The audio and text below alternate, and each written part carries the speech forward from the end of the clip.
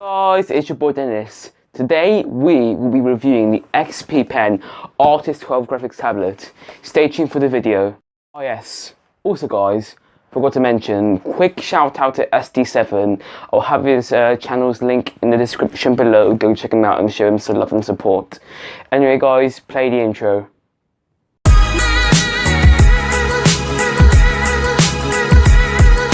Today guys, basically what I'll be doing is judging the aesthetics, cost, ergonomics, and whether you should pay the around 200 quid at this point in 2020 to buy this graphics tablet. So guys, let's judge on the aesthetics of this graphics tablet. So this tablet in fact is a TN panel, which is not the greatest, but and the colors are not really that most accurate, and the resolution is pretty low and fuzzy. But other than that, I would say that it looks fairly decent for a graphics tablet that costs around 200 quid. Not a very good monitor, but it's a graphics tablet, and that's the point of it to be used. But anyways, yes. So it also comes with this little pen holder right here during the aesthetics. So tips come right here on one end, and on the other end we also have the pen itself. We have a little lid here and a pen here. Now, I was about to say, the build is mainly just smooth plastic. It won't get any fingerprints on it because it's smooth and not glossy, and has a couple of buttons on the side and a charging port. Now, sorry copyright for this background, but tablet itself, it doesn't look too bad on its own. It's not supposed to be carried in hand, and it comes with a stand if you buy different deals with it, but that's just the tablet itself. Now it tends to get fairly hot inside, and that's one problem with it. Let's talk about this. Alright guys, so basically I'm just going to put a picture of me drawing, but anyways, let's carry on. So as I said, the device tends to get very hot, and on the right side, right underneath the square which I'm drawing around, and also on the left side near the bottom where the buttons are, those are some really hot areas, and over time it's very noticeable, and that's also a problem for me, and that tends to make my hands kind of sweat. And just saying, I'm not really a sweaty palms person myself, so yes. Any good news for this tablet? Of course there is.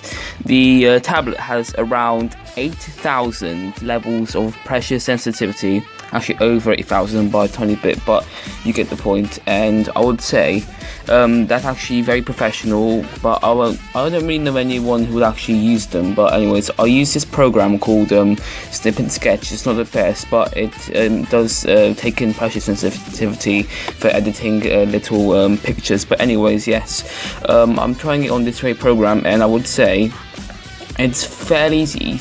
Yeah, it's fairly easy to use, but I wouldn't consider myself a professional because I don't really like to use the buttons. They're just not for me. So if there was a buttonless version, if you would say so that way, I would actually get myself that version instead.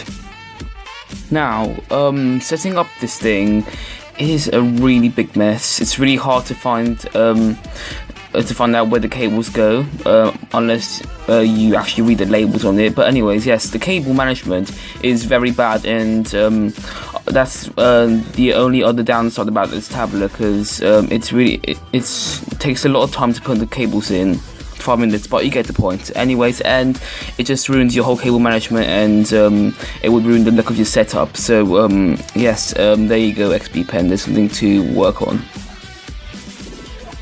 And also, not forgetting to mention that the fact that this has a TN panel, you know, that kind of panel on cheap and very old TVs.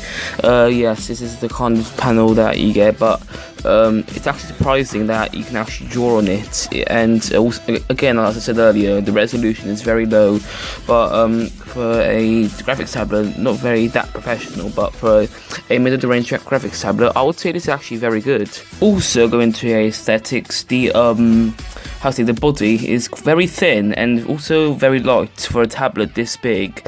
I'll also show the measurements of the tablet in a sec, but as I was saying, the tablet is very big and light. Also, the pen isn't too bad either. It has kind of a rubber matte finish on the neck, and near the back side it's a glossy plastic, but doesn't get you any fingerprints on it.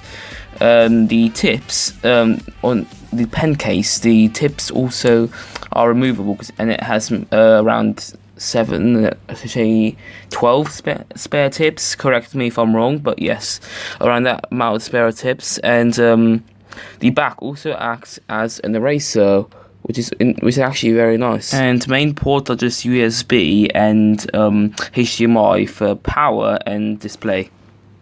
I do have the places where the ports are plugged in and everything, and they're on my other video on my channel that I uploaded recently. It was an ASMR unboxing. I'll have the link in the description for you guys. Now, before all of you get mad at me, I have used many graphics tablets before, so I'm very experienced, and I'm a very good drawer, freehand and not digitally, but anyways, you get the point. I just got used to this new graphics tablet and I absolutely love it, so if you see any negative comments about it, just don't get mad at it. Now, the tablet may be able to have high performance on different pieces of software on the computer, but this is just my opinion, and I'm just releasing MS Paint in my opinion, so yeah. Now, for the cost of one of these, I'd say it's about 200 quid, but you can get around 150 quid from the from the XP Pen official site, and that's actually that's 25% off, and that's actually a really good deal. Anyways, that's all for the video, guys. I'm sorry if I have not been doing my best on this video because I have been rushing. But anyway, yes, make sure to like and subscribe and stay tuned for more videos. Bye.